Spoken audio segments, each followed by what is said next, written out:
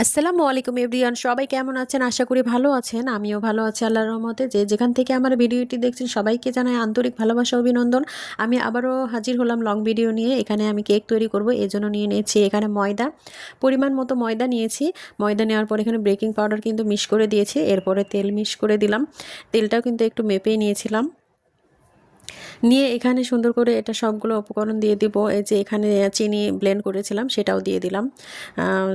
আর হচ্ছে এখানে ডিমের কুসুমটাও দিয়ে দিয়েছি অলরেডি। আর হচ্ছে ডিমের বাকি অংশটা আমি ফোম করেছিলাম হুইস্কি দিয়ে দিয়ে পাশে রেখেছি এটা। আর এই যে দুধ দিয়ে এটা সুন্দর করে মিক্স করে নিব। সুন্দর করে এটা হচ্ছে পাতলা একটু করে নিব, নইলে কিন্তু কেকটা তৈরি ভালো হবে না। এই যে এটা যেমন ভিডিওতে দেখাচ্ছি এরকম করে তৈরি হবে। ভিডিওটি যদি ভালো লেগে থাকে ভিউয়ার্স অবশ্যই লাইক কমেন্ট শেয়ার করে পাশেই থাকবেন। এই যে সুন্দর করে এটা লেয়ার তৈরি করে নিচ্ছে। এটা আমার অলরেডি হয়ে গিয়েছে। এরপরে হচ্ছে ভ্যানিলা এসেন্স দেব এটাতে, দিয়ে সুন্দর করে আবারও মিক্সড করে নিব। এই যে ভ্যানিলা এসেন্স দিয়ে দিলাম, দিয়ে সুন্দর করে এটা মিক্সড করে নিয়ে তারপরে হচ্ছে ফোমটা দিয়ে দিব।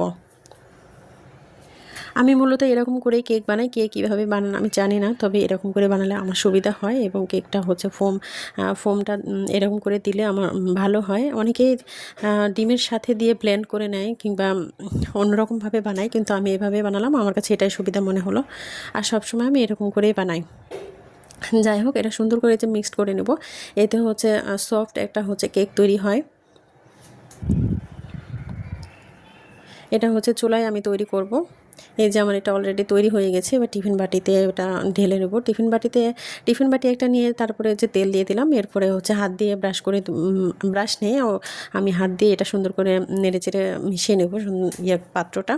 তারপরে এটাতে সুন্দর করে এগুলো দিয়ে দেবো, কেকের ইয়েটা দিয়ে দেবো। সম্পূর্ণ ঢেলে দিলাম। একটু করতে হবে যাতে বাবুল না থাকে।